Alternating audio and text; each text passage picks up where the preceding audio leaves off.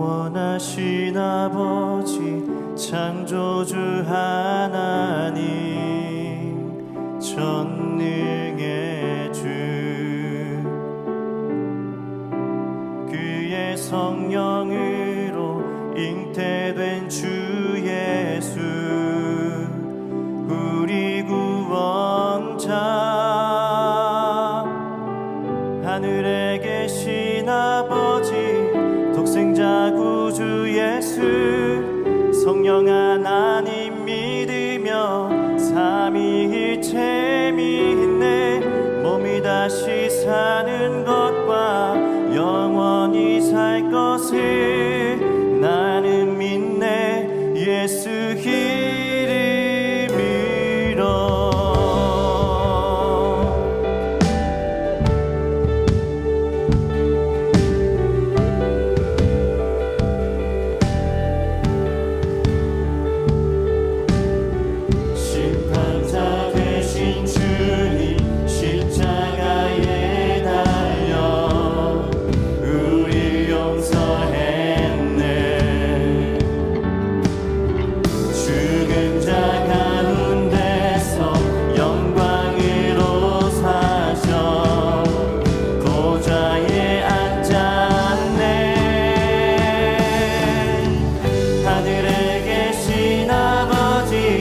독생자 구주 예수 성령 하나님 믿으며 삼위일체 믿네 몸이 다시 사는 것과 영원히 살 것을 나는 믿네 예수 이름으로 난 믿네 예수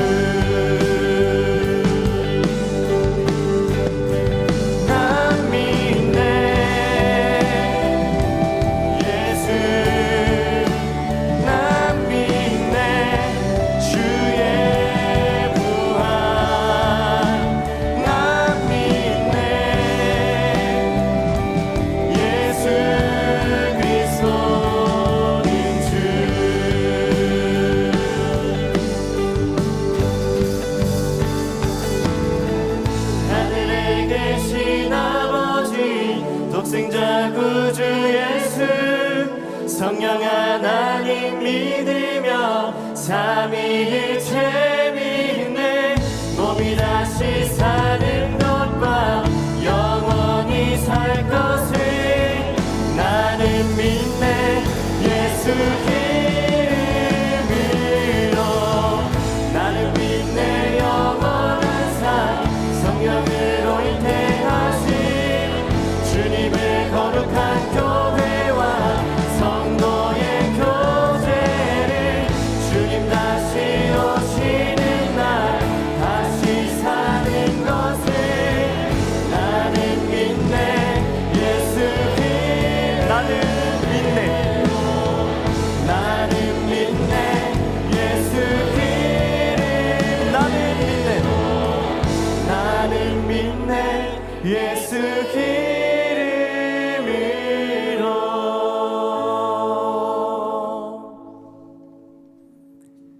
할렐루야. 그의 성소에서 하나님을 찬양하며 그의 권능의 궁창에서 그를 찬양할지어다. 그의 능하신 행동을 찬양하며 그의 지극히 위대하심을 따라 찬양할지어다.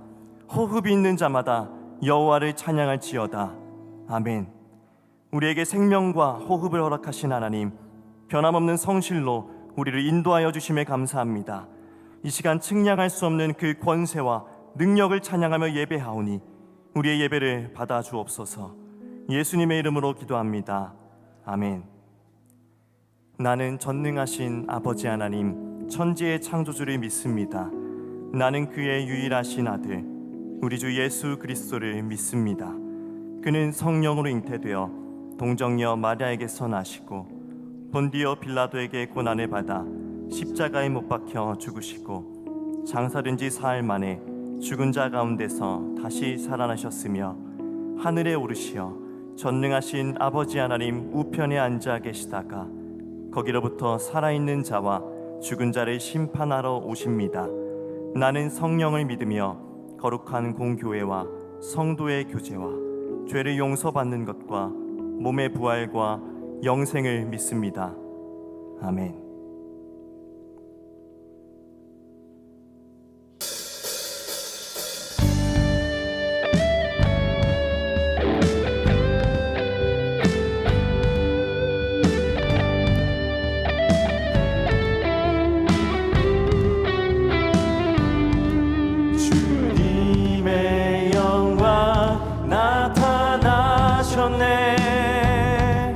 권능으로 임하셨네. 죽음에서 날 살리신 주 성령, 놀라우신 주 하나님, 주님의 영광, 주님의 영광 나타나셨네.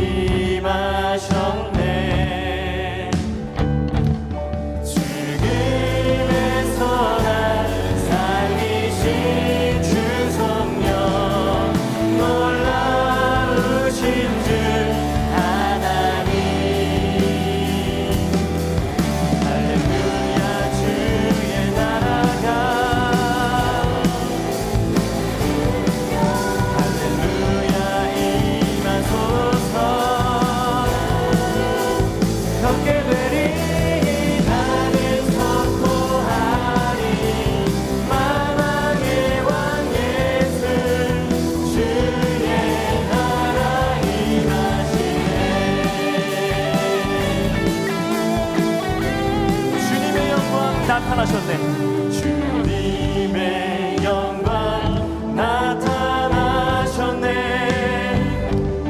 권능으로 임하셨네. 죽음에서 날 살리신 주 성령, 놀라우신 주 하나님, 할렐루야 주의 나라가, 할렐루야 임하소서. 그렇게 되리니 나는 선포하리. 만왕의 왕 예수, 주의 나라 임하시네. 할렐루야 주의 나라가, 할렐루야 주의 나라가, 할렐루야 임하소서. 할렐루야 주의 나라가, 할렐루야 임하소서. 겪게 되리니 나는 선포하리. 만왕의 왕 예수, 주의 나라 임하시네. 나는 선포하리. 나는 선포하리. 만왕의 왕 예수, 주의 나라 임하시네. 나는 선포하리. 나는 선포하리. 만왕의 왕 예수, 주의 나라 임하시네.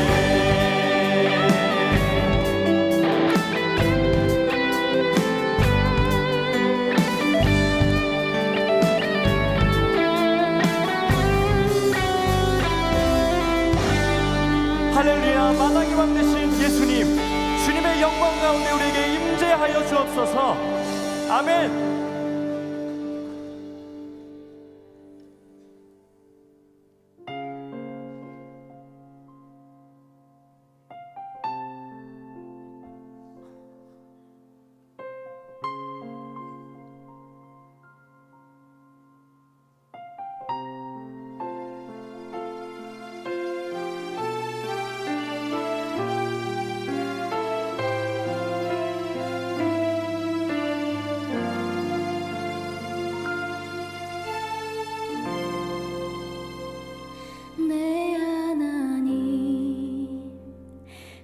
서신 발 앞에 무릎 꿇고 경배하리.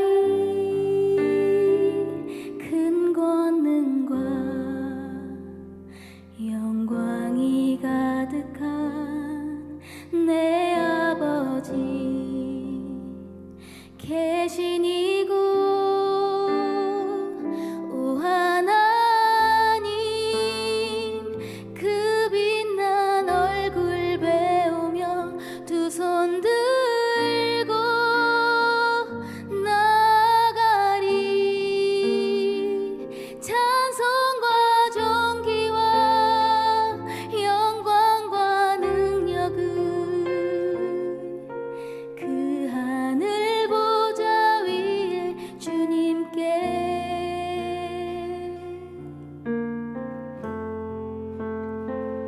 내 하나님 서신 발 앞에 무릎 꿇고 경배하리. 큰 권능과 영광이 가득한 내 아버지 계신 이곳, 오 하나님, 그 빛난 얼굴 배우며 두 손 들고 나가리. 찬송과 존귀와 영광과 능력을 그 하늘 보좌 위에 주님께. 오 하나님, 오 하나님, 그 빛난 얼굴 배우며 두 손 들고 나가리. 찬송과 존귀와 영광과 능력을 그 하늘 보좌 위에 주님께.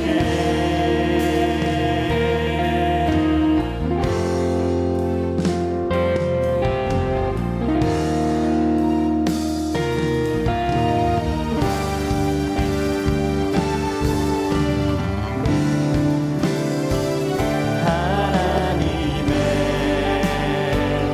그 크신 사랑이 우리 죄를 사하셨네. 어린 양의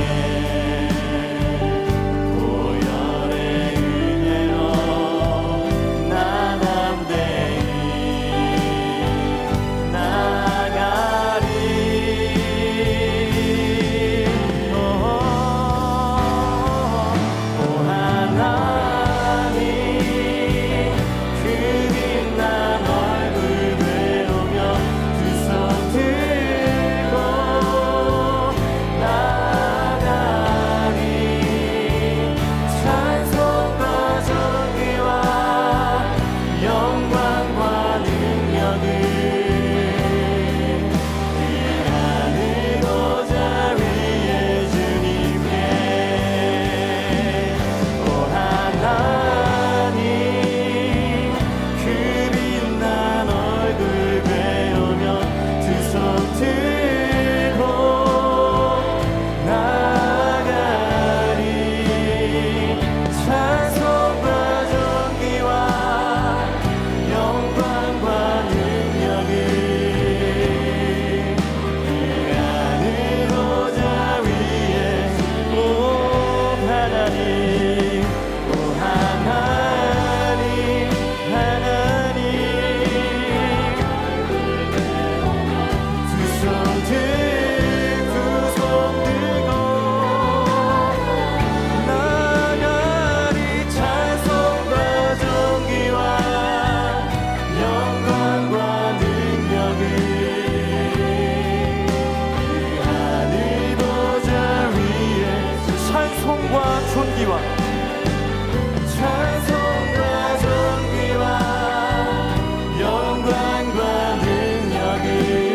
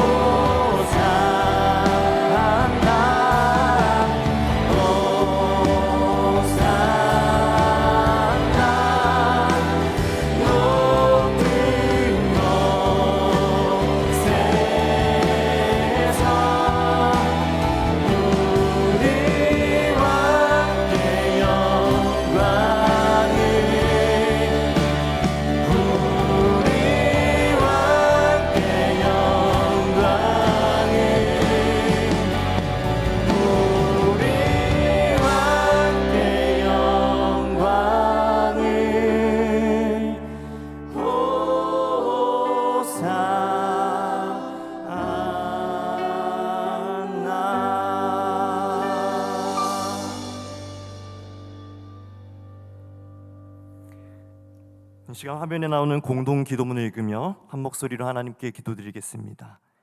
교회를 세우시고 돌보시며 인도하시는 하나님, 혜성교회가 아브라함에게 주셨던 하나님의 말씀을 따라 세상 만민이 우리로 말미암아 복을 받게 되는 축복의 통로가 되게 하시고, 예수님의 지상 명령을 따라 세상에서 힘들고 지친 모든 사람들이 하나님 안에서 풍성한 생명을 누리도록 사랑으로 섬기는 교회가 되게 하여 주옵소서. 우리의 예배와 사역을 통해 하나님의 살아계심이 드러나게 하시고, 말씀과 성령으로 사람을 세워가며 하나님의 나라를 꿈꾸는 사도행전적 교회가 되게 하여 주옵소서. 우리의 가정을 통해 믿음의 다음 세대가 자라나게 하시고, 교회와 가정, 주일학교와 주중학교, 경신을 비롯한 기독교 사학을 통해 요셉과 다니엘 같은 믿음의 사람들이 배출되게 하옵소서. 우리가 살아가는 이 지역과 이 나라에 공의와 질서 안에서 평안을 허락하여 주시며, 아픔과 고통 가운데 있는 모든 사람들에게 치유와 회복을 허락해 주옵소서. 아멘. 말씀으로 천지 만물을 창조하신 하나님, 경배와 찬양과 영광을 올려드립니다. 오늘도 하나님을 예배하는 이곳에 거룩한 예배자로 인도하신 은혜에 감사드립니다. 혜성교회 성도들이 마음과 뜻과 정성을 다해 예배드리기 원하오니 우리의 예배를 받아 주옵소서. 우리들의 어리석은 삶을 회개합니다. 하나님의 말씀대로 살지 못하고 세상 자랑과 욕심을 따라 살았던 우리의 삶을 회개하오니 용서하여 주옵소서. 우리의 욕심과 연약한 가운데 나타나는 허물과 죄를 예수 그리스도의 십자가 보혈로 정결하게 씻어 주옵소서. 나라와 민족을 위해 기도합니다. 이 땅을 축복해 주셔서 하나님이 다스리는 나라 되게 하옵소서. 예측 못한 전쟁과 재난, 불안한 물가와 금리 인상, 나라 안팎에서 일어나는 여러 가지 사건 사고들로 국민들이 불안해하고 있습니다. 위정자들을 깨우쳐 주셔서 어리석은 변론과 무익한 다툼을 벌이고 나라의 안정과 민생을 돌아보며 정치, 경제, 사회, 문화를 든든히 세우는 데 힘과 지혜를 모으게 하옵소서. 이 땅의 교회를 위해 기도합니다. 복음을 전할 수 있는 축복을 우리에게 주셨는데 그 은혜를 교회 안에서만 누리고 복음을 전하는 데 인색함을 봅니다. 진실보다 믿고 싶은 거짓을 신뢰하는 어리석은 세상에서 오직 예수 그리스도만이 구원이 있음을 전하고 가르치고 고치는 교회들 되게 하옵소서. 모든 목회자들에게 하나님의 말씀과 성령의 능력을 주셔서 주님의 나라를 세우며 주님의 뜻을 이루어 가게 하옵소서. 은혜의 하나님, 우리의 간절한 기도에 응답하옵소서. 우리의 가정을 믿음과 소망의 가정으로 세워 주옵소서. 질병으로 고통 가운데 있는 성도들을 치료하여 주옵소서.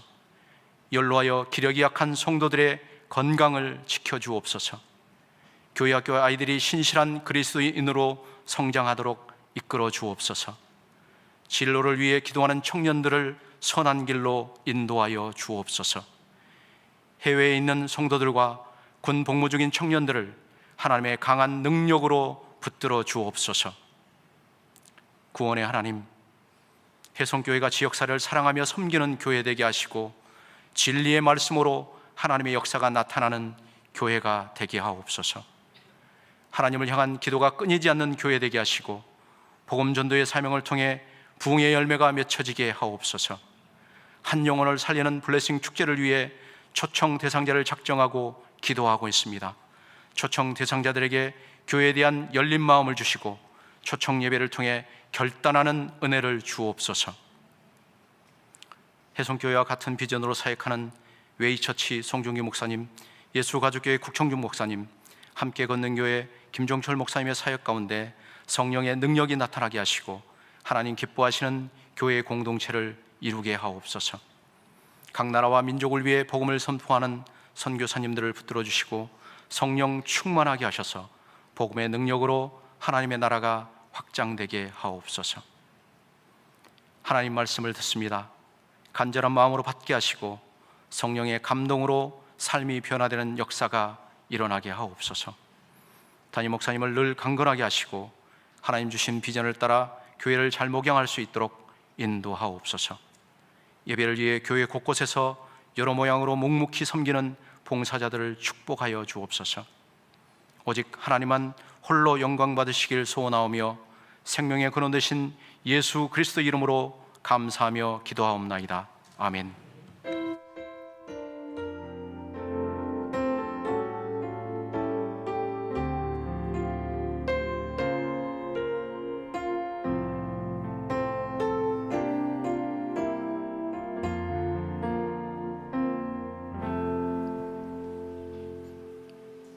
오늘 우리에게 주시는 하나님의 말씀은 고린도전서 15장 42절부터 44절까지의 말씀입니다. 화면에 참고하시어 교독하시겠습니다. 죽은 자의 부활도 그와 같으니 썩을 것으로 심고 썩지 아니할 것으로 다시 살아나며 육된 것으로 삼고 영광스러운 것으로 다시 살아나며 약한 것으로 심고 강한 것으로 다시 살아나며. 함께 읽겠습니다. 육의 몸으로 심고 신령한 몸으로 다시 살아나나니 육의 몸이 있은즉 또 영의 몸도 있느니라. 아멘.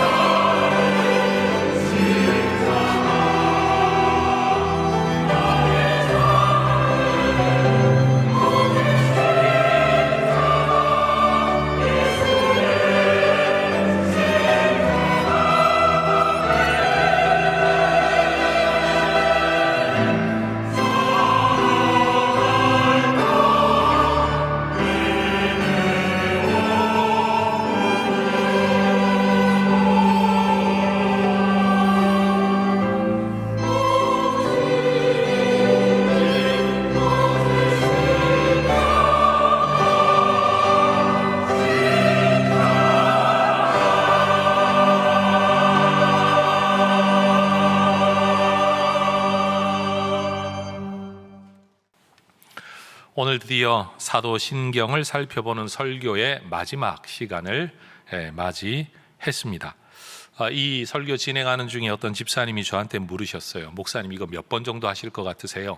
시작할 때 제가 한 6번이면 끝난다 그랬거든요. 그런데 한 문장을 다루다가 보니까 오늘 이제 12번째까지 왔습니다. 제가 거짓말을 고의로 한 건 아닙니다. 이해를 해주시기를 바랍니다.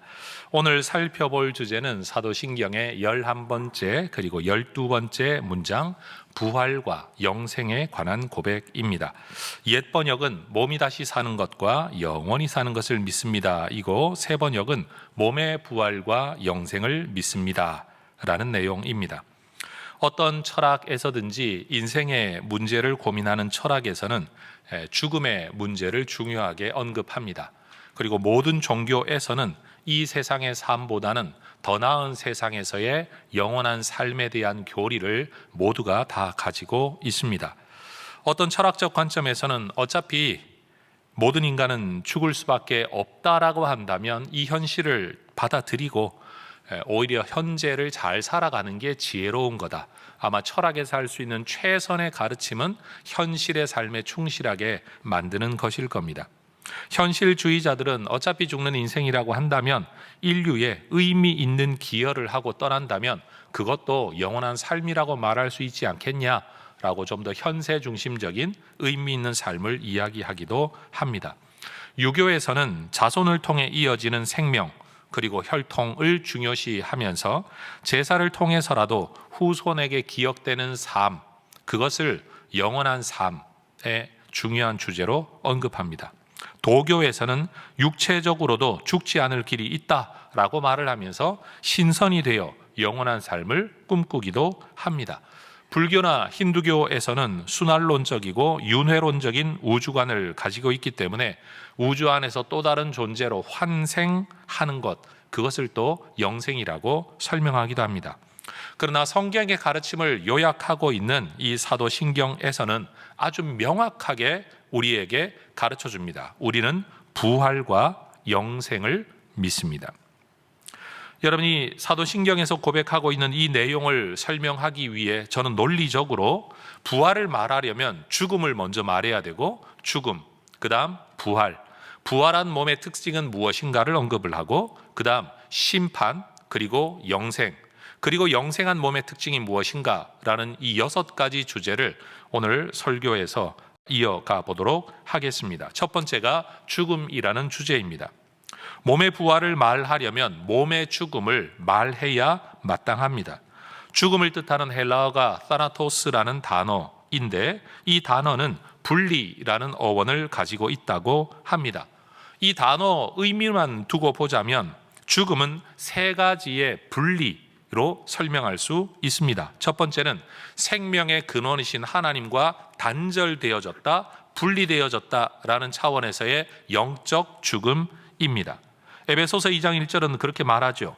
예수 믿기 전에 우리의 육체는 죽지는 않았지만 성경은 그때 우리를 두고 죽었던 존재라고 묘사하고 있다라는 겁니다. 그 죽음이 바로 영적 죽음인 겁니다.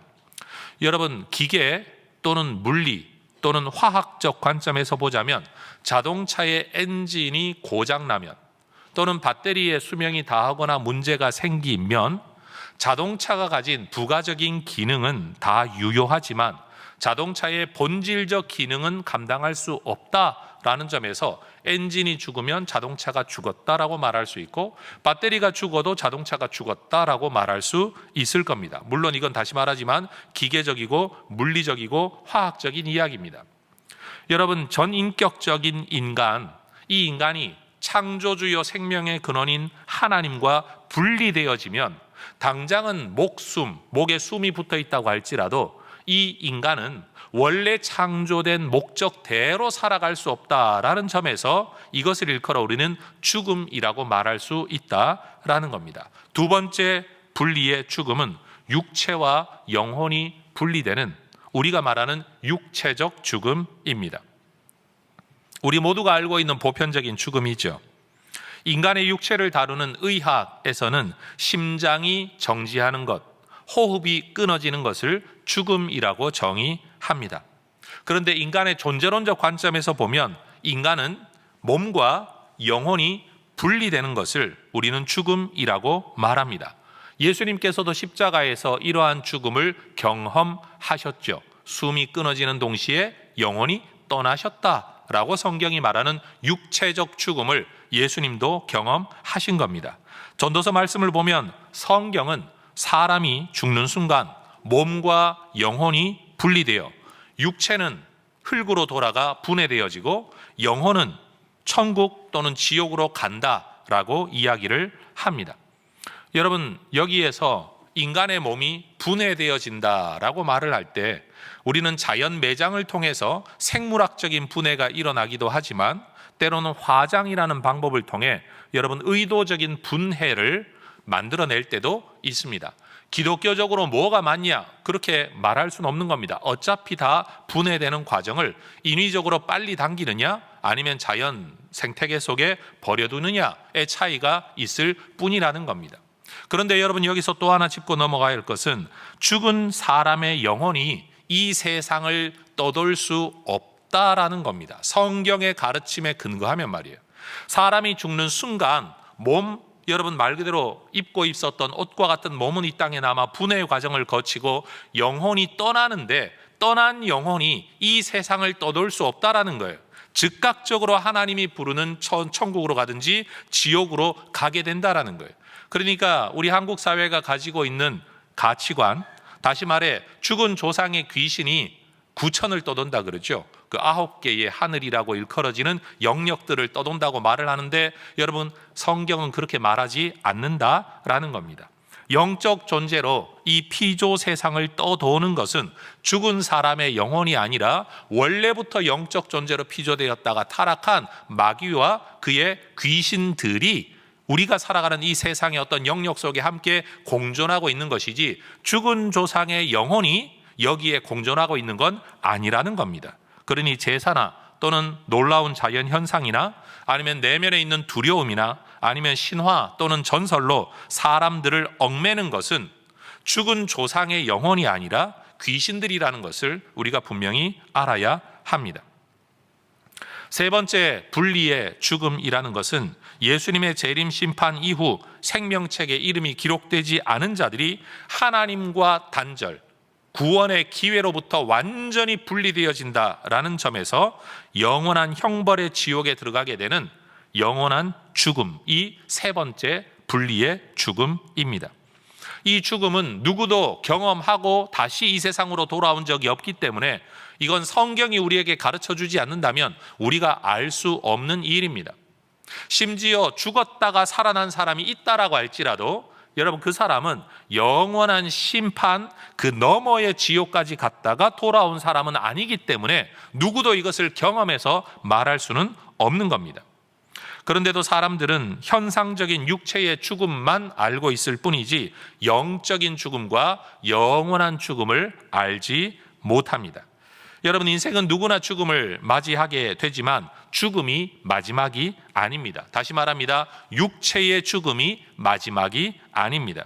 우리가 진짜로 두려워해야 될 것은 육체의 죽음 그 너머에 있는 영원한 죽음이고, 여러분, 살아있는 동안 우리가 두려워하고 걱정해야 될 건 다가올 육체의 죽음이 아니라 이미 죽어있는 나의 영적 죽음이라는 현 주소에 대하여 오히려 우리가 두려워해야 한다라는 겁니다.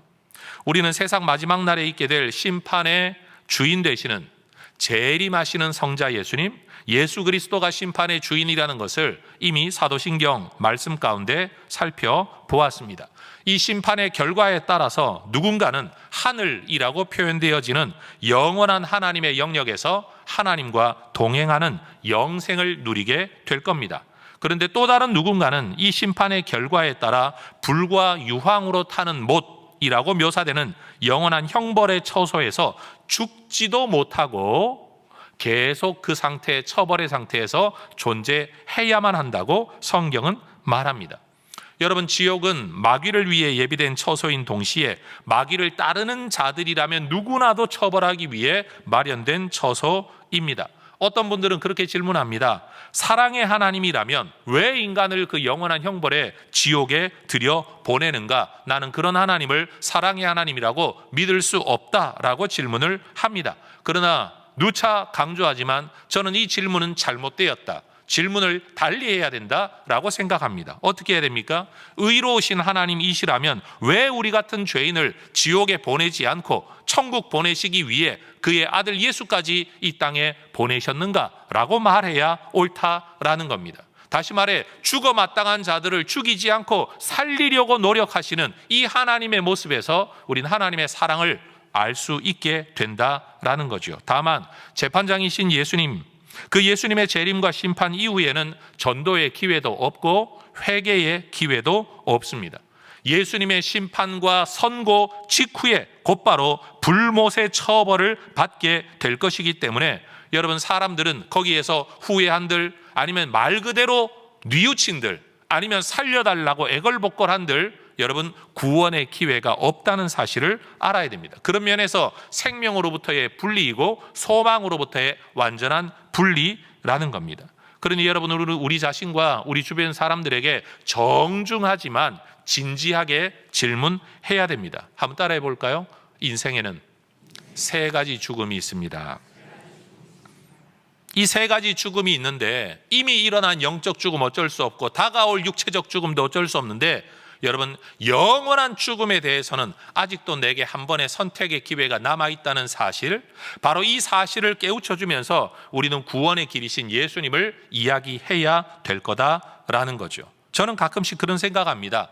여러분, 사람들이 다 확률 따라 산다라고 하는데 성경이 가르치는 내용이 틀릴 확률이 얼마가 될까요? 예수님이 하나님의 아들이 아닐 확률이 얼마가 될까요? 지옥이 존재하지 않을 확률이 얼마가 될까요? 심판이 없다고 하면 다행이지만, 지옥이 없다고 하면 다행이지만, 만약 0.00001%만이라도 만약에 있게 된다면 여러분, 그때 여러분은 어떻게 하시겠습니까? 없었으면 했던 심판이 내 눈앞에 벌어지게 되는 그 순간 얼마나 당황스러울까요? 그렇게 욕하고 인정하지 않았던 예수님이 심판장으로 앉아 계신 모습을 발견하게 된다면 여러분 얼마나 당황스럽겠습니까? 부활을 믿지 못하는 사람들, 종말에 대한 의식이 없는 사람들, 죽음 이후의 심판에 대한 의식이 없는 사람들은 현세 중심적이고, 여러분 행복 또는 즐거움 또는 욕구 중심적인 삶을 살아갈 수밖에 없습니다. 그건 너무 당연합니다. 왜요? 현세가 전부니까요.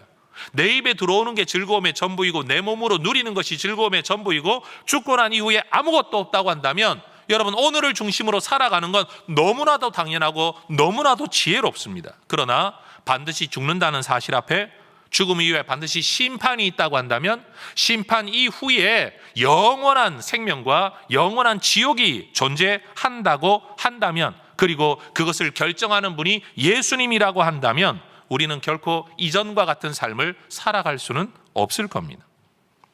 여러분, 사람들은 말합니다. 목사님 죽어봤습니까? 천국 가봤습니까?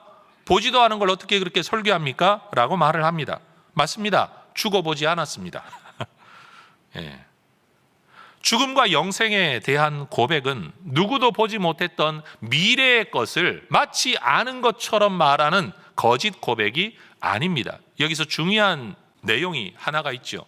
우리로 보면 죽음과 천국, 지옥, 심판, 이 모든 것들은 미래이지만 우리의 과거에 이미 이 땅에 오신 예수님이, 여러분 영적 현실이 뭔가를 말씀하시고 인류 창조를 아셨고 행하셨던 그 예수님께서 죽음을 경험하시고 지옥을 다 경험하시고 천국에 오르셔서 그분이 남겨놓은 말씀을 우리가 근거해서 믿고 있다는 점에서 보지도 못한 미래를 어떻게 아냐가 아니라 이미 과거에 보시고 경험하시고 말씀하셨던 것을 근거로 미래에 대하여 믿고 있다는 사실을 우리는 절대 잊지 말아야 합니다.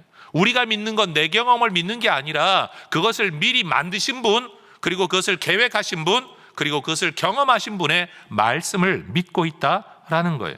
그래서 웨스트민스터 대유리문답 86문에서는 여러분 사람의 죽음과 그 죽음 이후의 상태에 대하여 이렇게 가르칩니다. 질문이죠. 보이지 않는 교회의 회원들, 이 말을 바꾸면 성도들, 그리스도인들입니다. 보이지 않는 교회의 회원들이 죽음 직후에 영광 중에 그리스도와 누리는 교제는 무엇입니까? 그 대답은 그들의 영혼이 완전히 거룩해져서 빛과 영광 중에 계시는 하나님의 얼굴을 보는 지극히 높은 하늘로 받아들여지고 몸의 완전한 구속을 기다리는 것으로, 그들의 몸은 죽음 가운데서도 계속해서 그리스도와 연합되어 있으며 마지막 날에 그들의 영혼과 다시 결합할 때까지 침상에 있는 것처럼 무덤 속에서 쉽니다. 반면에 악인들의 영혼은 그들이 죽을 때 지옥으로 던져져서 거기서 고통과 극심한 어둠에 있게 되며 그들의 몸은 부활과 대심판 날까지 감옥에 갇힌 것처럼 무덤에 갇혀 있습니다. 여러분, 죽음이라는 일종의 몸의 대기 기간을 거쳐 우리가 심판에 들어가게 될 것에 대하여 가르치고 있는 거죠. 그럼 두 번째, 죽음을 살펴보았으니 부활을 이야기해야 될 순서가 되었습니다. 여러분, 죽은 사람이 살아난다는 것은 놀라운 기적입니다. 그러나 그런 일은 이미 인류상에 있었습니다. 성경만 두고 보더라도 구약 엘리사 선지자 시절에 여러분, 선지자의 뼈를 던졌더니만 거기 죽은 사람이 살아나는 일이 있었습니다. 부활이죠. 예수님 시대에도 여러분, 썩어 냄새 나는 나사로가 예수님 말씀을 듣고 다시 살아나오는 놀라운 일들이 있었습니다. 그러나 그들의 부활은 또다시, 그리고 반드시 다시 죽음으로 들어가야 된다라는 점에서 이것은 연명일 뿐이지 완전한 부활이 될 수가 없습니다. 여러분, 예수님의 부활은 다시 살아난 뒤에 또 죽음으로 들어간 게 아니라 살아난 뒤에 하늘, 영원한 생명으로 들어가셨다는 점에서 여러분, 죽은 사람 살아나는 정도의 부활과는 질적으로 다른 차원의 부활이었고, 이 부활은 혼자만 부활하는 게 아니라 이 부활을 통해 예수 믿고 예수 안에 들어오는 자들도 부활시키는 능력이 된다라는 점에서 나사로는 남을 부활시킬 수 없습니다. 엘리사도 또 다른 사람을 부활시킬 수 없습니다. 그러나 예수님은 또 다른 사람을 부활시킬 수 있다는 점에서 질적으로 다른 부활입니다. 만약 예수님의 부활이 죽음으로부터의 승리라고 한다면 예수님 혼자만 살아나면 다 승리한 것이 되지 왜 우리는 또 부활해야 되는가? 고린도전서 15장을 보면 부활이 정말로 중요한 것은 여러분, 우리가 예수님이 참여한 그 영광 속으로 들어가는 길, 통로, 방법이기 때문에 그러합니다. 다시 말해, 하나님은 우리를 그냥 영생으로 들여보내는 게 아니라 예수님을 통해 영생으로 들어가게 하듯이 예수님의 부활과 같은 부활을 통해 하나님의 영광 안으로 들어가게 작정하셨기 때문에 우리의 부활도 매우 중요하다라는 겁니다. 요한복음 14장을 보면 예수님은 세상 마지막 날 우리의 몸도 부활시킬 것을 약속하셨습니다. 내가 간 그 방법 그대로 너희들도 그 방법을 통해 내가 있는 곳에 오게 될 거다라고 약속하셨다라는 겁니다. 예수님은 부활의 첫 열매로서 우리가 어떤 방법을 통해 부활하게 되고 부활한 뒤에 어떤 몸을 가지게 되고 부활한 뒤에 어떤 삶을 살아가게 되는가를 먼저 보여주시는 샘플이, 유일한 샘플이 되신다라는 거죠.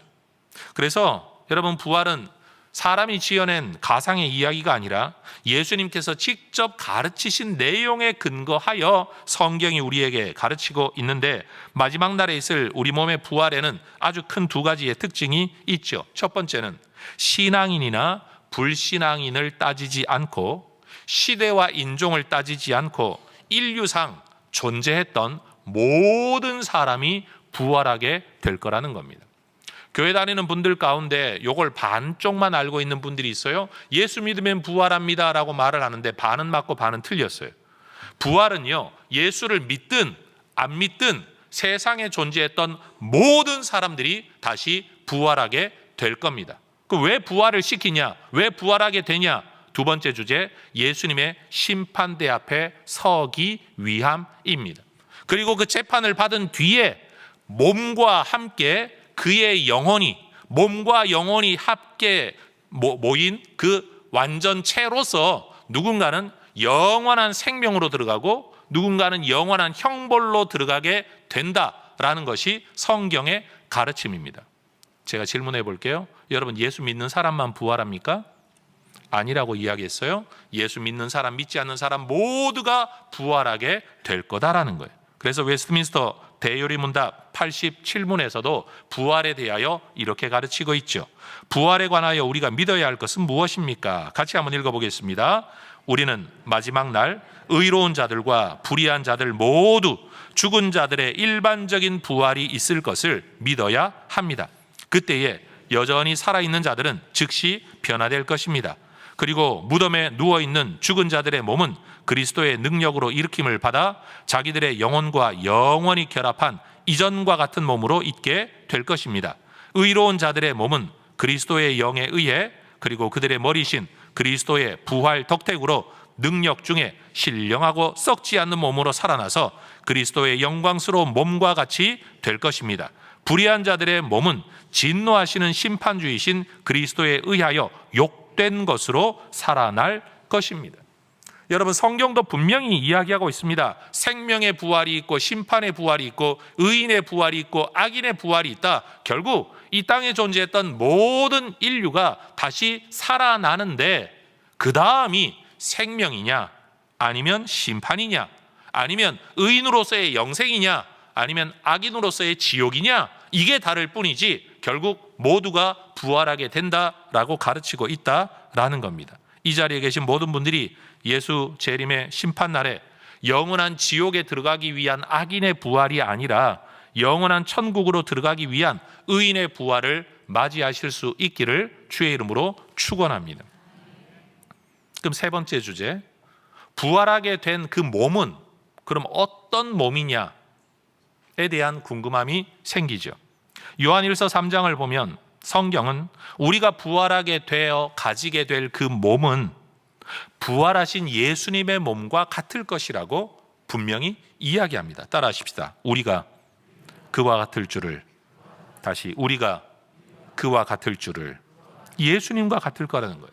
그럼 부활하신 예수님의 몸은 어떠했죠? 누가복음 24장을 보면 부활하신 예수님은 음식을 먹고 마실 수 있었습니다. 다시 말해 천국 가면 영혼만 귀신처럼 둥둥 떠다닐 거라고 사람들이 생각하는데 성경은 절대 그렇게 말하지 않는다는 거예요.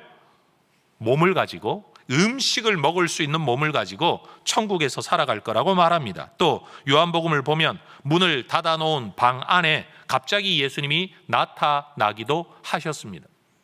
여러분, 우리는 물체가 있으면 여러분 물체의 제한을 받는 몸을 가지고 있는데 변화된 몸, 부활의 몸은 물체의 제한을 받지 않는 몸이라고 말을 합니다. 그렇지만 예수님의 부활하신 몸에서도 창자국과 손의 못자국은 사라지지 않았습니다. 만져볼 수 있었고 눈으로 확인할 수 있었습니다. 상처의 흔적이 있는 몸이라는 사실입니다.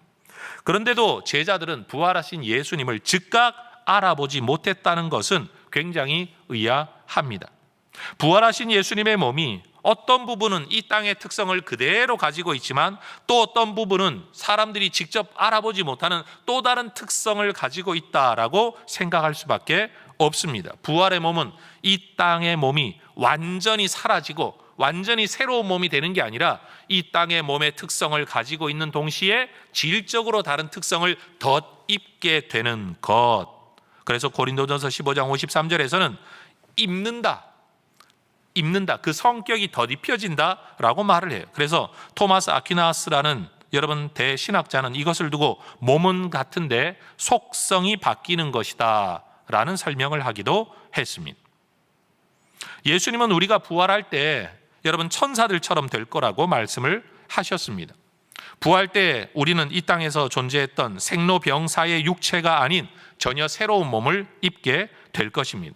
고린도전서 15장 42절을 보면 부활할 몸은요 절대 썩지 않을 몸입니다. 43절을 보면 병들거나 노쇠하지 않는 몸이라고 말을 합니다. 44절을 보면 부활한 몸은 여러분 성령에 의해서 변화되고 성령의 완전히 통제를 받는 몸, 신령한 몸. 바디는 바디인데 스피리추얼 바디라는 말로, 여러분 우리는 스피리추얼한 것과 바디라는 걸 완전히 다른 걸로, 피지컬한 걸로 나눠놓고 있는데 성경은 이 두 개가 하나가 되는 그것이 바로 부활한 몸이라고 우리에게 가르쳐요. 누가복음 20장을 보면 부활 이후에는 시집가고 장가가는 일이 없다라고 명시하고 있습니다. 그러니 여러분 천국에서는 자녀 출산 없습니다. 천국 인구의 증가도 없을 겁니다. 그런데 여러분 인간의 부활만 이렇게 성경이 말하고 있는 게 아니라 사실은 우리가 살아가고 있는 이 땅, 하나님이 만드신 이 세상, 피조 세상도 그런 식으로 변화될 거라고 생각하는 게 옳습니다. 우린 이 땅은 어떻게 살다가 싹 다 하나님이 갈아엎어 없애버리고 완전히 천국으로 이사 갈 거다라고 천국의 개념을 가지고 있는 경우가 많습니다.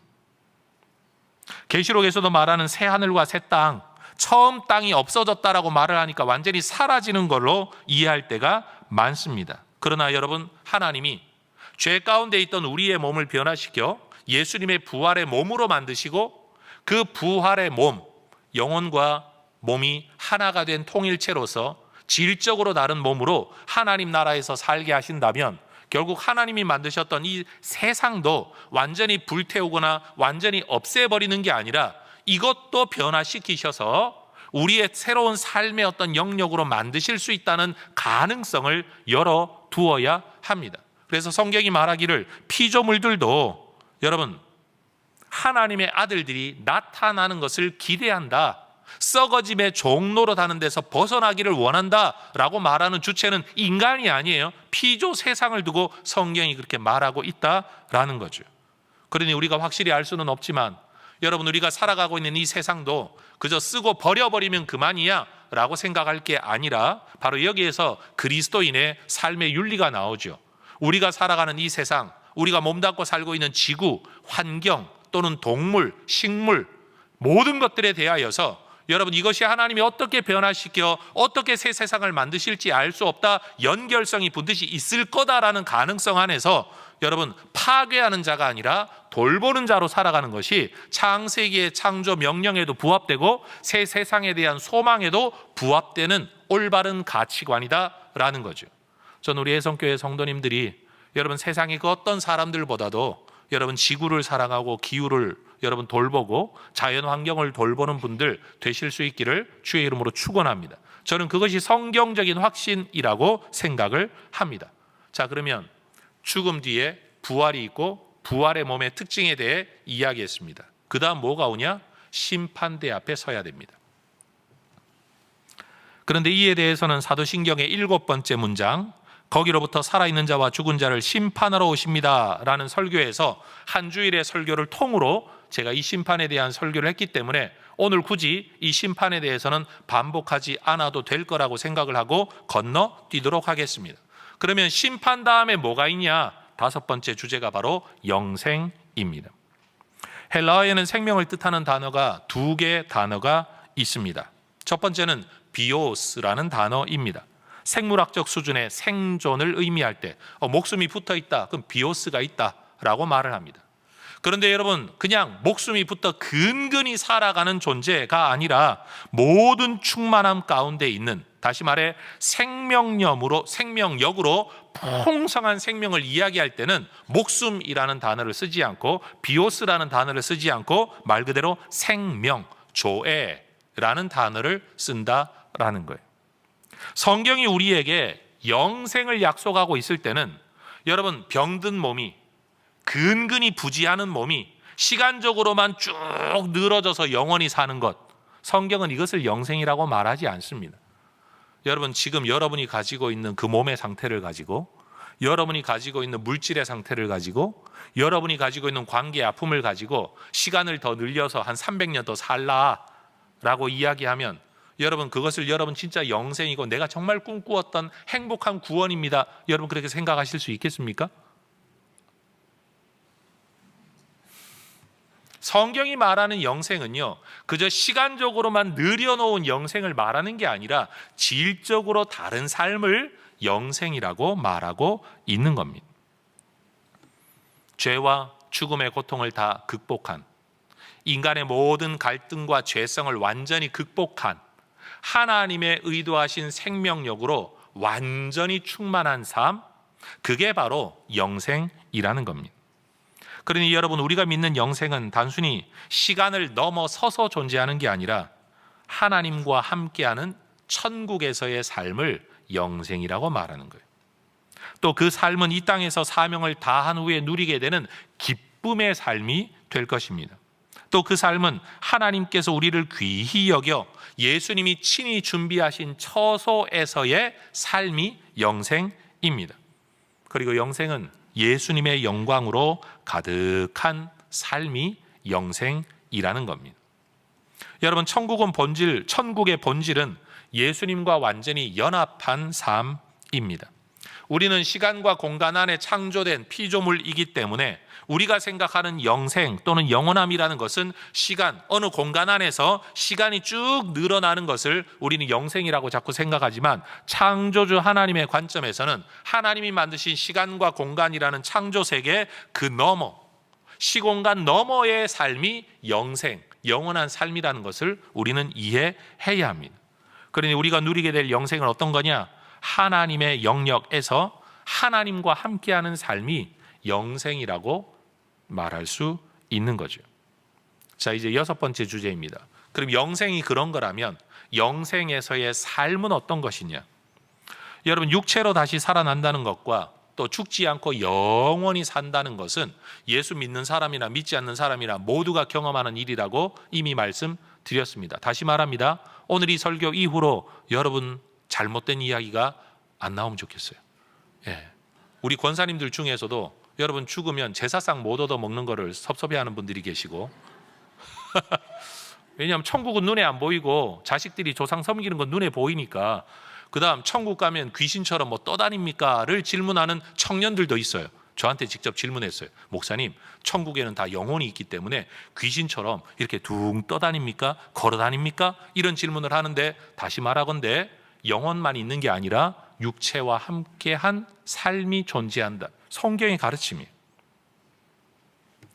그런데 문제는 믿는 자나 믿지 않는 자나 다 부활하고 믿는 자나 믿지 않는 자나 다 영생을 하는데 뭐가 다르냐?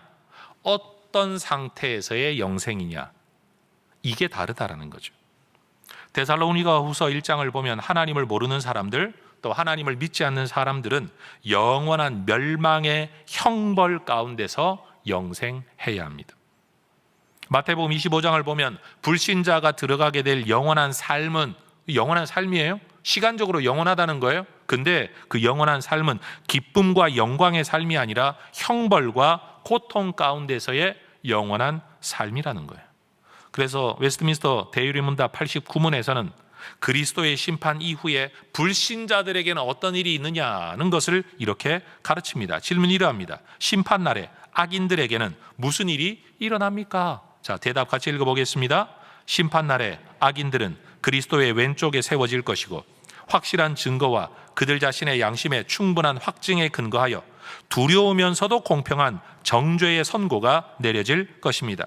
그리고는 은혜로우신 하나님의 임재와 그리스도와 그분의 성도들과 그분의 모든 거룩한 천사들과의 영광스러운 교제로부터 쫓겨나 지옥으로 던져져서 몸과 영혼 둘 다 마귀와 그의 천사들과 함께 말할 수 없는 고통의 형벌을 영원히 받을 것입니다. 우리가 흔히 말하는 귀신들, 마귀와 귀신들과 함께 이 모든 처벌을 받게 될 거다. 뭐가? 영혼만? 아니요, 몸과 영혼이 함께. 그러나 신자들의 영생은 다른 이야기입니다. 천국에서의 존재 방식을 여기 있는 어느 누구도 가본 적이 없으니 눈으로 보고 말할 수는 없습니다. 그러나 성경은 그 천국의 삶의 일면을 우리에게 이렇게 이야기하죠. 요한계시록 21장 3절과 4절. 내가 들으니 큰 보좌에서 큰 음성이 나서 이르되 보라, 하나님의 장막이 사람들과 함께 있음에 하나님이 그들과 함께 계시리니 그들은 하나님의 백성이 되고 하나님이 친히 그들과 함께 계셔서 모든 눈물을 그 눈에서 닦아주시니 다시는 사망이 없고 애통하는 것이나 곡하는 것이나 아픈 것이 다시 있지 아니하리니 처음 것들이 다 지나갔음이러라. 여러분, 이것이 우리가 살아가게 될 영생에서의 삶의 환경에 대한, 내용에 대한 성경의 가르침입니다. 우리가 죽음, 부활, 그리고 심판을 넘어 영생에 이르게 될 때, 여러분, 하나님은 그리스도를 믿어 하나님의 자녀가 된, 천국의 상속자가 된 우리를 어떻게 대우하시는가 하면 그 모든 길을 먼저 걸어오셨던 예수님을 대하듯이 우리를 대하실 거라는 거예요. 우리의 부활 이후의 삶이 예수님처럼 될 것이기 때문에 천국에서 우리의 삶도 여러분 예수님처럼 될 거라는 거예요. 그런데 거기에 대한 성경의 가르침이 뭐냐면 빌립보서 3장 21절을 보면 우리의 낮은 몸을 자기 영광의 몸의 형체와 같이 변하게 하실 거다. 몸의 변화만 존재하는 게 아니라 요한계시록 2장, 베드로전서 1장의 말씀을 보면 만국을 다스리는 권세를 우리에게 주실 거라고 약속을 하세요. 고린도전서 6장 3절을 보면 하늘의 존재인 천사마저도 우리가 심판하고 판단하게 될 거라고 이야기를 합니다. 계시록 3장 21절을 보면 존귀한 보좌에 우리를 앉히실 거라고 말합니다.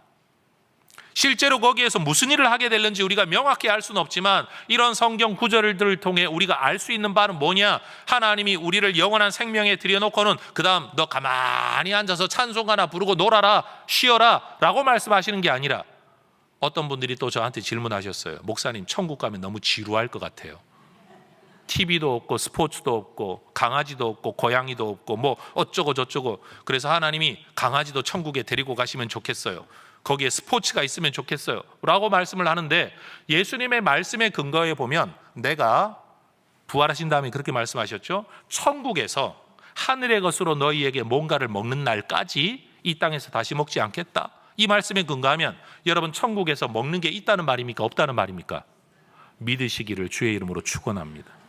먹는 게 분명히 있습니다. 그리고 거기에는요, 우리가 어떤 일을 하게 될는지 모르지만 천사도 판단하게 될 거다, 존귀한 보호자에 앉게 될 거다, 너희가 12고을을 다스릴 거다 등등을 통해 거기에서도 천국에서의 어떤 삶의 양식이 존재한다고 성경은 분명히 이야기하고 있다라는 겁니다. 그래서 웨스트민스터 대유리문답 90문에서는 그리스도의 심판 이후에 이번에는 신자들에게 어떤 일이 있을 거냐라는 것을 이렇게 요약해서 가르칩니다. 질문이죠. 심판날에 의인들에게 무슨 일이 일어납니까? 대답 같이 읽겠습니다. 심판날에 의인들은 구름으로 그리스도에게로 끌어올려져 그분의 오른쪽에 세워질 것이고, 거기서 공개적으로 인정을 받고 무죄 선고를 받으며 그리스도와 함께 버림받은 천사들과 사람들을 심판할 것입니다.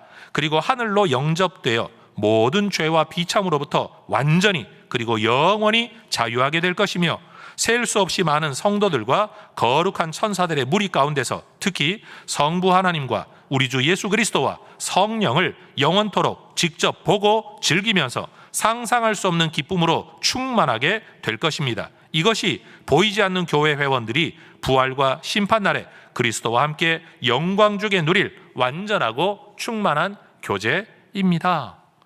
여러분, 이때가 기대가 되십니까? 이 자리에서 다 만나실 수 있기를 소망합니다. 영생은 영원하신 하나님께서 우리에게 주시는 선물이에요. 예수 믿는다는 단 한 가지 이유 때문에. 죽어 마땅하고 지옥 가야 마땅한 우리를 우리 주님이 이렇게 구원하십니다. 우리가 예수를 고백하는 그 순간 이 생명이 우리 안에 들어옵니다. 생명이 우리 안에 왔다는 증거를 창조주 성령 하나님이 우리 안에 머무시는 것으로 증언해 주신 거죠. 여전히 죄성과 여러분 이 피조 세상, 공중권세 잡은 마귀의 세력, 아직도 이루어지지 못한 구원의 영역 속에 있기 때문에 우리는 여전히 답답하지만, 이미 우리 안에 시작된 구원이 여러분 그렇게까지 확장되어 갈 것을 우리 모두 믿어야 할 겁니다. 그러니 여러분, 이 땅에서 우리가 기대하는 구원이 이 땅의 몸과 단절되어져 새 세상, 새 몸, 새 삶, 여러분 그것만 있는 게 아니라 여기에서부터 시작된 구원이 저렇게까지 완전하게 이루어질 것에 대하여 이승구라는 신학자가 이렇게 설명을 했습니다. 제가 내용을 그대로 읽어 드리겠습니다. 하나님께서 이루시는 구원은 본래의 창조의 상태로 인간을 되돌려 놓는 것 정도가 아니라 그 창조의 상태에서 하나님께 대한 온전한 순종을 통해 마땅히 이르러야만 하는 더 높은 상태로 인간을 올려 놓는 것이다. 따라서 구원은 창조를 무시하고 이루는 것이 아니라 창조가 궁극적으로 지향하던 것으로 우리를 인도하는 것이다. 그러므로 창조된 인간이 영육 통일체의 인간이라면 온전히 구원된 인간도 영육 통일체의 온전한 인간이어야만 한다. 그리고 온전히 구원된 인간은 최초에 창조된 인간보다 더 높은 단계에 이른 사람인 것이다. 그러므로 우리의 온전한 구원은 몸의 부활을 포괄하는 것이다. 그렇지 않으면 하나님의 창조가 파괴된 채로 구원이 이루어지는 것이라고 하니 이건 그럴 수 없다라는 거예요. 하나님께서는 창조의 의도가 죄로 인해 파괴된 것을 고치시되 온전히 고치실 뿐만 아니라 더 높은 상태로 그것을 옮겨 고치신다. 다시 말해 하나님의 창조 세계가 실패했다는 이유로 버려버리고 새로 만드는 게 아니라 이걸 온전하게 회복하시는데 옛날 수준으로 회복하는 게 아니라 더 높은 상태로 회복하시는 것, 이것이 창조의 완성이고 우리의 구원이고 우리의 영생이라고 성경이 가르친다는 거예요. 이런 설교 들어본 적 있으세요? 하이델베르크 요리문답 58문은 영원히 사는 것에 대하여 이렇게 말하죠. 영원히 사는 것, 이것을 우리가 사도신경에서 고백하는, 영생을 고백하는 것이 당신에게 어떤 위로가 됩니까? 다시 말하면 당신은 이걸 고백할 때마다 어떤 위로와 소망을 품어야 됩니까? 라는 질문이에요. 대답 같이 읽겠습니다. 지금도 내가 영원한 기쁨의 시작을 나의 마음 가운데서 경험하는 것과 같이 이 삶이 마친 후에도 나는 그 누구의 눈도 본 일이 없고 그 누구의 귀도 들어본 일이 없고 그 어떤 인간의 마음으로도 상상하지 못한 그런 완전한 복됨, 즉 영원토록 하나님을 찬양하는 복됨을 갖게 될 것이라는 위로를 줍니다. 말을 바꾸면 그런 위로를 받아야 합니다. 그 소망을 품어야 된다라는 거예요. 여러분, 믿음은 고백되어야 합니다.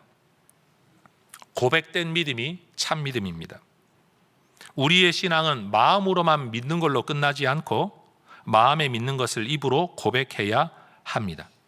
사도신경은 우리의 믿는 바를 입으로 고백하기 위해 만들어진 겁니다. 그 고백도 중구난방으로 각자가 자기 멋대로 하는 고백이 아니라 성경을 잘 요약해서 너와 내가 함께 고백할 내용으로 만들어진 그리스도인의 공동 고백문이 사도신경인 겁니다. 여러분, 사도신경을 처음 시작하는 단어가 뭐라고 설교했는지 혹시 기억하십니까? 크레도, 나는 믿습니다 라는 말로 사도신경은 시작합니다. 그리고 사도신경의 마지막 단어는 무엇일까요? 아멘입니다. 나는 믿습니다. 아멘. 아멘이라는 단어의 뜻 여러분 이미 알고 계신 것처럼 진짜로 그러하다, 내가 동의한다, 그렇게 된다, 될 거다, 될 줄로 믿는다, 뭐 이런 내용을 담고 있는 단어가 동의라는 뜻에서 아멘입니다. 그런 면에서 사도신경은 신앙의 고백이기도 하지만 내가 누구인가를 보여주는 자기 정체성 선언문과도 같습니다. 사도신경을 믿으면 구원받습니다. 이렇게 말해야 맞습니다. 왜냐하면 거기에는 성부, 성자, 성령 하나님에 대한 온전한 고백이 있고 교회 공동체에 대한 고백이 있고 죄사함에 대한 고백이 있고 부활과 심판과 영생에 대한 고백이 다 담겨 있기 때문에 여러분 말 그대로 이 내용을 제대로 믿으면 우리는 구원받습니다. 그러나 사도신경이 성경의 모든 내용을 담고 있는 건 아닙니다. 그렇죠, 여러분? 사도신경을 믿는 건 매우 중요합니다. 그런데 사도신경을 믿습니다 라는 말 뒤에 어떻게 믿느냐 하는 건 또 굉장히 중요합니다. 로마 가톨릭은 사도신경을 고백합니다. 예식 가운데, 예배 가운데. 그러나 설교에서 이미 언급했던 것처럼 우리가 이해하는 방식과는 다른 방식으로 이해를 하고 설명하며 그것을 고백합니다. 그런데 개신교 교파인 침례교에서는 침례교는 우리보다 좀 더 펀더멘탈, 근본적, 레디칼합니다. 성경에 있냐 없냐 이걸 되게 따집니다. 그래서 주기도문은 여러분 성경 본문에 그대로 있는데 사도신경은 성경 본문에 그대로 없다는 이유로 예배 시간에 고백하지 않습니다. 그런데 침례교도들도요, 우리가 믿는 바대로, 우리가 믿는 내용대로 사도신경의 내용을 그대로 다 믿습니다. 그럼 질문해 볼게요.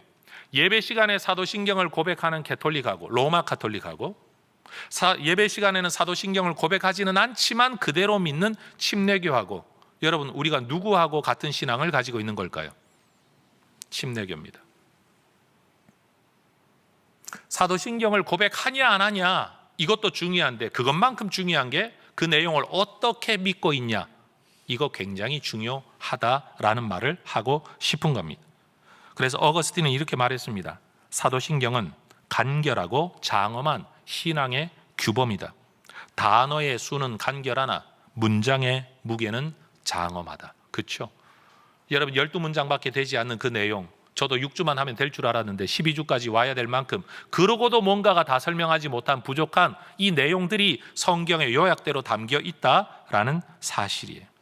세상 논리와 우상이 가득한 세상 속에서 이 세상 속에서 사도신경의 내용들에 아멘이라고 응답하는 것, 또 이 내용을 내 신앙입니다라고 고백하는 것은 내가 그리스도인입니다, 내가 이 고백을 했던 다른 성도들과 같은 형제 자매입니다, 이것을 공적으로 고백했던 모든 교회 공동체와 우리 교회는 같은 교회입니다, 하나의 거룩하고 보편적이고 사도적인 교회에 속했다는 것을 우리가 고백하는 방법 가운데 하나가 바로 사도신경의 고백이라는 겁니다. 그래서 우리 교회는 사도신경을 예배 시간에 고백합니다. 여러분, 저희 세대 목회자들만 하더라도 소위 말해 열린 예배, 좀 더 프렌들리한 예배를 위해서 예식을 다 걷어내고 순서를 짧게 하고 그저 찬송, 기도, 설교로만 딱 끝내버리는 심플한 예배를 여러분 주도하고 그런 것들이 환영받던 시대였습니다. 그런 교회는 뭔가 신선한 교회고, 여러분 20몇 개 되는 예배 순서를 적어놓은 교회는 꼬리타분한 교회, 옛날 교회라고 생각을 합니다. 근데 저는 해성교회 부임한 이래로 지금까지도, 그리고 앞으로도 저는 사도신경을 계속 고백할 겁니다. 왜요? 그것이, 그 고백에 참여하는 사람이 드리는 예배가 진짜 예배예요. 이 고백은 하지 않으면서도 예배 구경 온 사람이 있을 수 있습니다. 음악 좋아 앉아 있는 사람이 있을 수 있습니다. 목사님 뭘 말하는가 들어보고자 하는 사람이 있을 수 있습니다. 여러분, 그건 예배가 될 수가 없는 거예요. 왜? 그가 거듭난 하나님의 백성이 아니니 그가 드리는 예배가 예배일 수가 없는 거죠. 결국 우리가 드리는 예배가 될 수 있다라는 가장 첫 걸음의 전제가 뭐냐? 우린 하나님의 자녀입니다. 우린 다 예수님의 사람들입니다. 우린 하나님을 믿습니다. 우린 예수님을 구세주로 영접했습니다. 이 고백으로 들어섬으로 비로소 우리의 예배가 시작될 수 있다라는 사실인 거죠. 혹시 사도신경 고백하는 게 지루하고 왜 목사님은 저렇게 고리타분한가 라고 생각하셨다면, 그런 면에서는 앞으로도 계속 고리타분할 생각입니다. 여러분, 이것이 교회됨의 기초요 증거인 줄로 저는 확신합니다. 이 고백을 통해 내가 하나님의 백성이라는 것을 드러내는 것이고, 내가 이 고백을 함으로 얼굴 한번 보지 못한 남의 나라 성도들도 같은 믿음을 가지고 있다는 것을 여러분 확인받게 되는 거룩한 공교회의 한 사람이라는 것을 표명하는 방법이 뭐냐? 이 신앙의 고백이라는 거죠. 여러분, 그리스도인들은 무엇을 믿는 사람들입니까? 그들은요, 부활과 영생을 믿는 사람들입니다. 그런데 그리스도인들은 어떤 부활? 악인이 아니라 의인의 부활이에요. 심판이 아니라 생명의 부활이에요. 영생도 그냥 무조건 사는 게 아니라, 영원한 형벌을 받는 영생이 아니라 영원한 천국의 영생을 믿는 사람들이 바로 하나님의 백성, 저와 여러분이라는 겁니다. 이 땅을 사는 동안 때때로 내 인생이 세상이 말하고 내가 인정할 만한 성공의 삶이 아니고, 때로는 그 반대로 실패처럼 여겨지고, 이 땅에서 내 육체는 왜 이렇게 병이 많은지, 내 인생에 왜 이렇게 문제가 많은지, 꼬인 게 많은지, 하나님의 은혜, 하나님의 통치라고 말할 만한 것이 없는지 답답해하는 분들 분명히 계실 겁니다. 그래도 여러분, 이 땅 내가 설명할 수 없고 알 수 없는 여전히 죄의 영향력, 마귀 영향력 속에 우린 살아가야 하지만, 여러분, 이 속에서 예수 신앙을 가지고 사도신경을 고백하며 특별히 부활과 영생을 고백하는 사람들이라면 지금 이 삶이 끝이 아니라 완전히 다른 질적인 진짜 영원한 삶, 생명의 삶이 내게 주어질 것을 믿고, 여러분 그때를 바라보며 오늘을 이겨내고 견뎌내는 성도 여러분들 되시기를 주의 이름으로 축복합니다. 예수 믿는 건 그저 이 땅에서만 잘 먹고 잘 사는 걸 꿈꾸는 게 아니라 궁극적으로는 영원한 하늘 생명을 꿈꾸는 사람들인 거죠. 성경 구절 하나를 읽고 설교를 마치려고 합니다. 고린도전서 15장 57절 8절입니다. 같이 한번 읽어보십시다. 우리 주 예수 그리스도로 말미암아 우리에게 승리를 주시는 하나님께 감사하노니, 그러므로 내 사랑하는 형제들아, 견실하며 흔들리지 말며 항상 주의 일에 더욱 힘쓰는 자들이 되라. 이는 너희 수고가 주 안에서 헛되지 않은 줄 알미라. 사도신경의 믿음의 고백 안에서, 부활과 영생의 소망 안에서 주님과 동행하는 우리 귀한 주의 백성들 되시기를 주의 이름으로 축원합니다. 기도하겠습니다. 주님, 다시 살아날 것을 믿습니다. 영원히 살 것을 믿습니다. 그 삶이 생명이요 주님과 동행하는 천국의 삶인 것을 기대합니다. 오늘 힘들어도 그 소망 붙들고 이겨내게 하옵소서, 견디게 하옵소서. 이 믿음의 고백 안에서 오늘을 살아낼 힘을 얻는 주의 종들이 되게 하옵소서. 예수님 이름으로 기도합니다. 아멘. 자리에서 일어서 찬송하며 봉헌하겠습니다.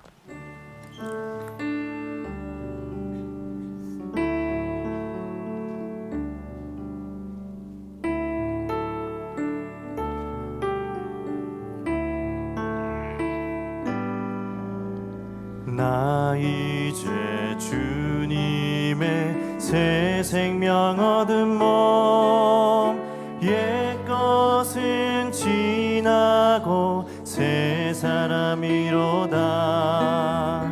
그 생명 내 맘에 강같이 흐르고, 그 사랑 내게서 해같이 빛난다.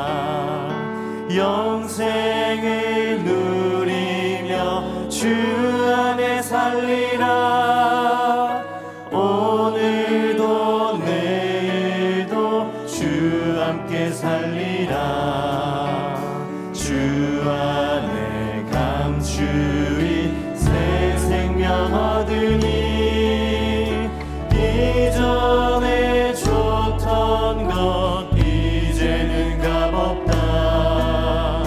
하늘의 은혜와 평화를 맛보니, 찬송과 기도로 주 함께 살리라. 영생을 누리며 주 안에 살리라. 오늘도 내일도 3절로 고백합니다. 산천도 초목도 새 것이 되었고, 죄인도 원수도 친구로 변한다. 새 생명 얻은 자 영생을 누리니, 주님을 모신 마 새 하늘이로다. 영생을 누리며 주 안에 살리라.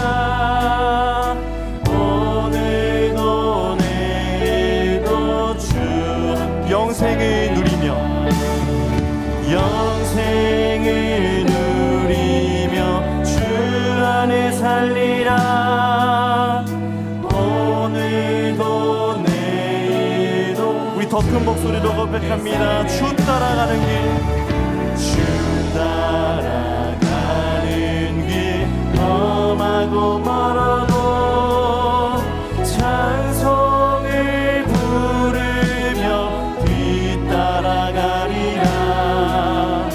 나 주를 모시고 영원히 살리라. 날마다 섬기며 주 함께 살리라.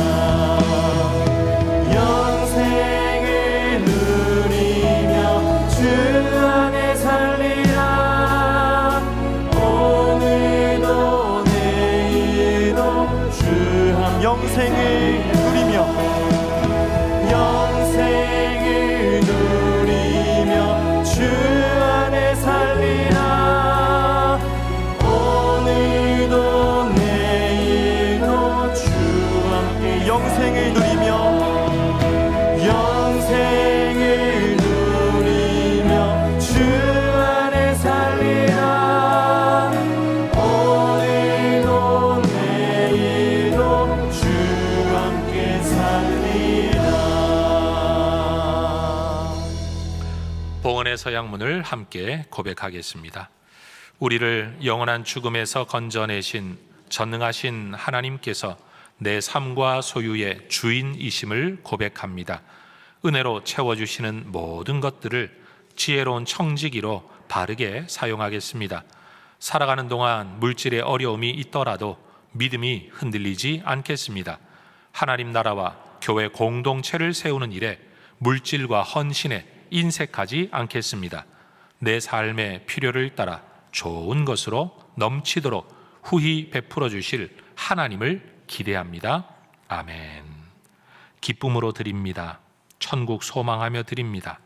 어차피 이 땅에 살다가 다 소진하고 빈손으로 가야 할 인생, 이 땅에서 모든 시간과 물질을 주의 영광 위에, 하늘 영생 위에, 하늘 상급을 위해 하나님 투자하며 쌓아가며 살아가는 주의 종들 되기를 원합니다. 하늘 바라보며 사는 종들 되게 하옵소서. 이 땅에서 조금 더 여행하고 조금 더 좋은 것 먹고 조금 더 누리는 것이 아니라 하나님, 남에게 대한 사랑을 고백하고 남에게 대한 존경을 표현하며 남에게 선물하며 남을 대접하며 남을 공개하며 주의 복음 위하여 사용하며 주의 종들을 섬기며 선교 사역에 힘써 애쓰며 다음 세대와 주님 기뻐하시는 일에 사용하는 것을 기쁨으로 여기며 살아가는 주의 종들 되게 하여 주시옵소서. 이러한 삶을 살아가는 주의 백성들에게 하늘 생명, 영원한 생명뿐만 아니라 이 땅에서도 배나 받겠다 약속하셨던 우리 하나님의 약속이 이루어지는 해성교회 복된 성도들의 삶이 되게 하여 주시옵소서. 예수님의 이름으로 기도합니다. 아멘. 우리의 부활의 모델이 되신 주 예수 그리스도의 은혜와 그 아들 예수처럼 우리를 부활시키실 아버지 하나님의 사랑하심과 그때가 올 때까지 우리 안에 우리와 함께 우리에게 역사하시는 성령 하나님의 충만한 일하심이 오늘 예배하며 부활과 영생을 꿈꾸며 소망하며 믿음 생활 잘 감당하여 주어진 이 땅의 인생 멋지게 살아가기를 소망하는 우리 모든 해성가족들과 주의 백성들 위해 이제와 영원토록 함께 있을지어다. 아멘.